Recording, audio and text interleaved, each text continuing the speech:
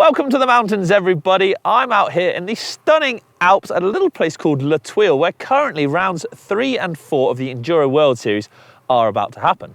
Now, the riders here, they'll spend hours, weeks, days, months even prepping for races like this. It's something they'll have down to an art. But you know what? Not all of us have it down to an art yet. So here is a great video I've got for you all out there of how to prep for your next Enduro race.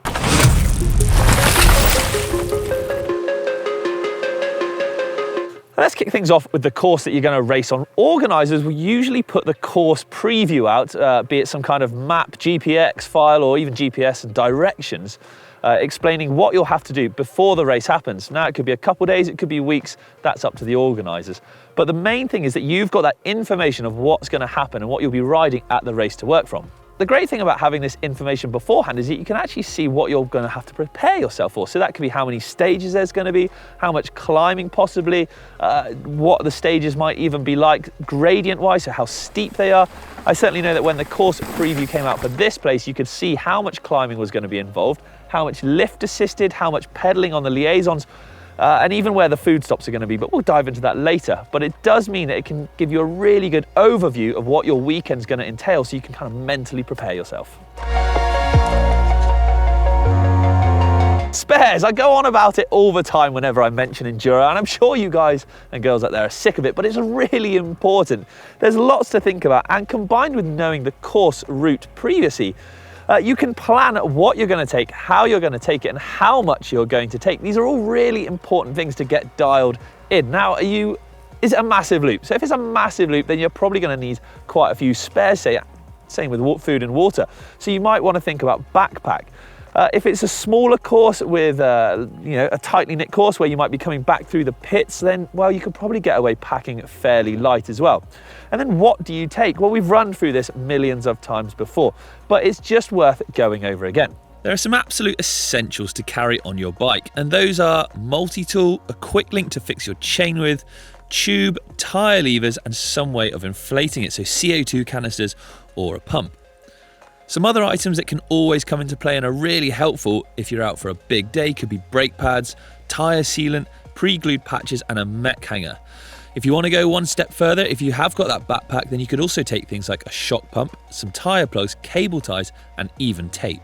All of these things are great for getting you out of those sticky situations. But if you've bought anything new, you might want to get used to how that works. There's no point buying a newfangled multi-tool and you're like, I don't even know what I'm doing here. They might have a funky chain breaker.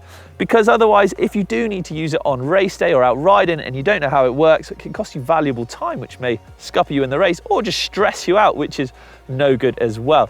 Also, if you've got any funky or particular parts to your bike, like a mech hanger or something like that, something really specific, just getting your whole kit dialed in beforehand and even taking it out on a ride with you so you know how much it's going to weigh, say, or how to carry it, is just something that's worth doing, that you can eliminate that problem before the event.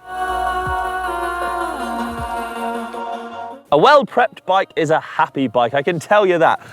Okay, ignore that mine might be a bit grubby at the moment. When you're coming into a race, you don't want a tatty bike that's already partly on its way out because, well, it's probably going to completely go on its way out during the race.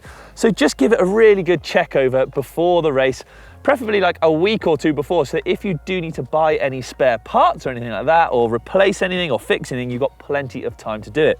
Go through all the perishables, so things like your drivetrain, tyres, things that actually just wear out from daily use, if you like. Make sure there's no slits in the sidewall, sorry. If you've got tyres in which we've got like plugs in them, if it was me, I'd swap them out. I know it seems sort of a waste in a way. Put them back on after if you want, but put a fresh tyre in. There's no point going to a race with a tyre that's technically already broken. Same with the chain, if he's well worn, just replace it. I know there are a bit of a cost involved, so it's a lot easier said than done, but think of the cost of traveling to a race or the entry fee itself, and it's actually a small price to pay. After that, you can look at things like your seat posts, your suspension, make sure they're all working properly, all functioning, serviced if needs be, wheels aren't cracked, broken, bent. Same with the brakes. Get them bled up beforehand. It's a small thing to do, but often, I'll see people, they've traveled to a race, I don't know, the brakes have been pulled in by accident, there's air all in the system or whatever. Just checking that over beforehand can really just eliminate these small problems. You can then turn up to a race or an event in confidence, knowing that your bike is going to work beautifully, as well as it can possibly work. So it all comes down to you, no pressure. Practice is generally your only time to learn the racetrack, so you want to use that time as preciously and as sort of sensibly as possible, because you're not going to get any more of it to be able to learn where you're going. Unless you're like a local hero or something and you know the area really well, then for a lot of us, we go in blind to these racetracks. First up, it's line choice then. For a lot of us, these tracks are going to be ridden completely blind, so learning where to go is going to be key. A lot of the time there'll be multi-line choices, so there might be areas where you can save a lot of time, go quicker, find a smoother line, or if that's not your thing, you might even be looking for the safest way or the best way down for your ability, if you like.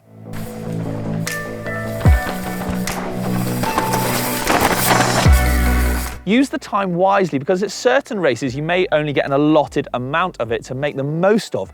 So if the track's fairly simple, I wouldn't loiter around on that area too much. I'd motor on down, like I said, to maybe a really hard section or a section where there's multiple line choice, and really focus on that instead.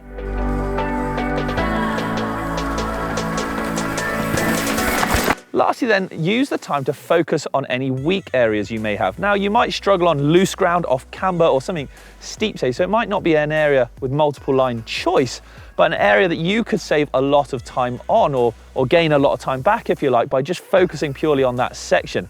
Or it might just make you really nervous, so focusing on that weakness area of yours is a really crucial thing that you can really get dialed in during practice. Going back to the route or the course that's usually released before the race happens, it'll often show you on there where the food and drink stops are.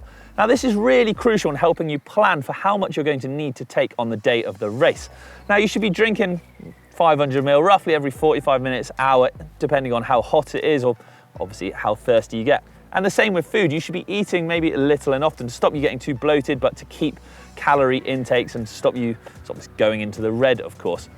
Knowing where the stops are on the race mean that you can plan how much water you need to take, whether it's a big old bladder with multiple litres in your backpack, or whether you can get away with just a single bottle and refilling it at certain points. Sometimes there's actually even shops that you'll ride past on the route as well, depending on where the race is, where you can zip on in and get snacks as well. When it comes to food then, although there might be multiple stops or even a singular stop on your route during the race, it's always worth keeping a couple of bars as backup in your pocket, or even energy gels if that's your thing, just so that on the safe side, say you miss a stop or they run out when you get into the red, you've got something there that you can dive into.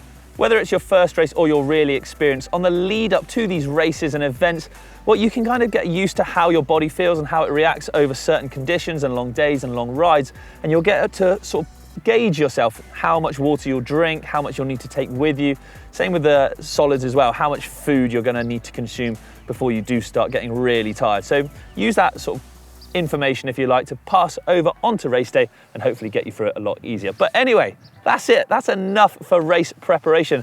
Do you know what? I hope it's helped you out. I hope whether you are, like I said, going to enter your first race, going to enter your 100th race, these little points and tips will help you get through it a lot easier. But do you know what? I like hearing how you guys did. So let me know in the comments below whether you're racing, whatever your result. I want to hear how you did. Anyway, I'm out of here. Thank you very much, everyone. I'll catch you next time. See you later.